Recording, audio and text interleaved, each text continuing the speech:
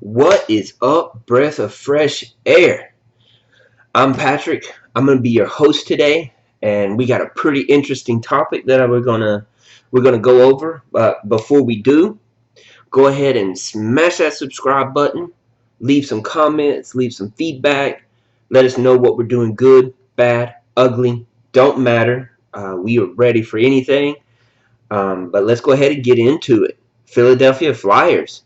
You're under the microscope. Let's get it. Well, what we're going to talk about today is one of the latest things that has been going on in sports, and the Philadelphia Flyers is obviously Philadelphia's hockey team. And let me explain something about hockey real quick. It won't take me long, but real quick. In hockey, it's a unique sport. Fans don't follow players; fans follow teams. So you really get, like, if you watch hockey, you really get fans of the sport, not just fans of somebody. And depending on who your favorite team is, you like those players on your team, and after that, you don't really follow them. So, with that being said, one of the most hardcore fans that you will ever find in hockey, amongst other teams, would be the Philadelphia Flyers. And in their arena, they have implemented a disassembly room, or let's call it what it's called. It's called a rage room. And in this rage room, you pay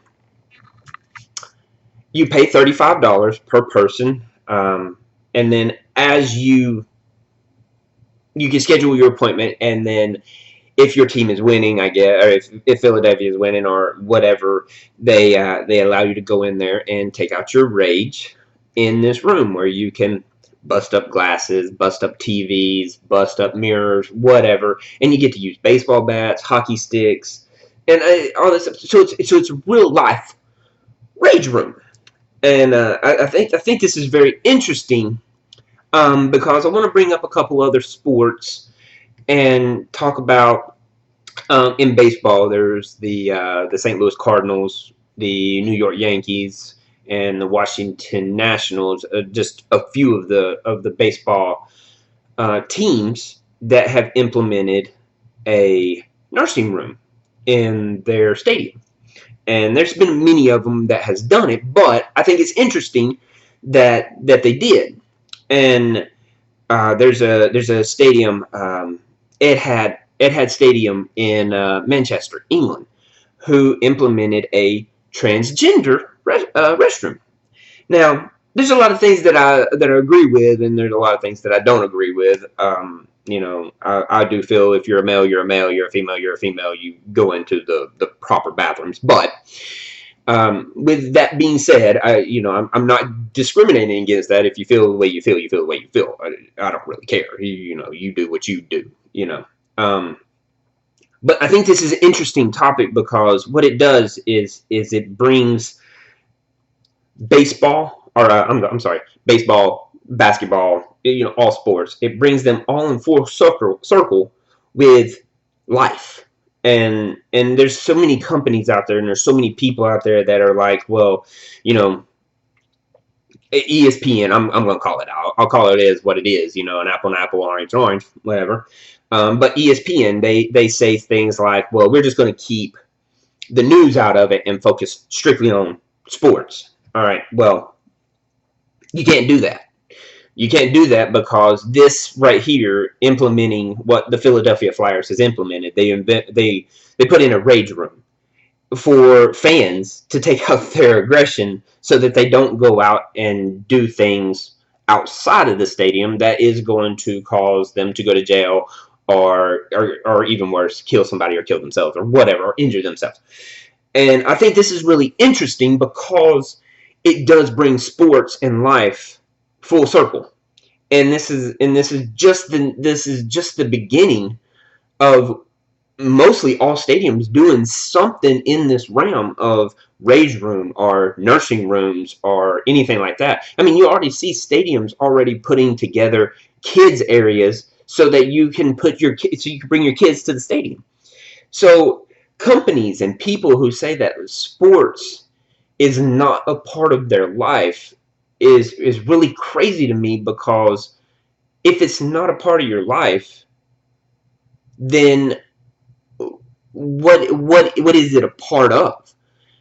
Because you can name anybody in the world, if whether they are male, female, or whatever they are, they can pretty much tell you a sports team, whether it's in England or whether it's in Japan or whether it's in Venezuela or United States, whether it's a football team, basketball team, soccer team, baseball team, um, water polo, swimming, diving, it doesn't matter. We all are a part of sports. And, me and Charles will say things like, the one thing that is universal to bringing people together is a sporting event. And there's many other things that will do that. A music event will do that, stuff like that. But sports is one of those things. So my question is why do people want to separate their lives from sports when they're so heavily intertwined with each other? It's crazy that these sports teams are literally spending thousands and thousands and hundreds of thousands of dollars to put these things in place so that when mothers want to breastfeed their kids, they have a place for that at a sporting event. Or if you view yourself in a certain way, sports arenas are able to what's the word I'm looking for? They're able to accept that and accommodate that. That's a better word. They're able to accommodate that. So this is just one of those things where me and Charles, we've always said these things, man, but this is just the latest of what is going on in the world, that hockey is starting to get into this realm of gearing themselves toward acceptance in today's society. And I think it's crazy that most companies and most people, they don't want to intertwine sports and life together. And Philadelphia, hey man, to the owners, kudos to you for implementing a rage room, because y'all's fans can be crazy. I would put it straight. Y'all's fans can be absolutely crazy. Anyway, that's what I'm breathing on. Don't forget to hit that. Don't forget to smash that subscribe button. Leave us comments. Leave us feedbacks. Tell us what we're doing good, bad, ugly. It don't matter. And tell me what you think about the Philadelphia Flyers putting in a rage room in their stadium or in their arena. Anyway, y'all have a great rest of your week, and see you next time.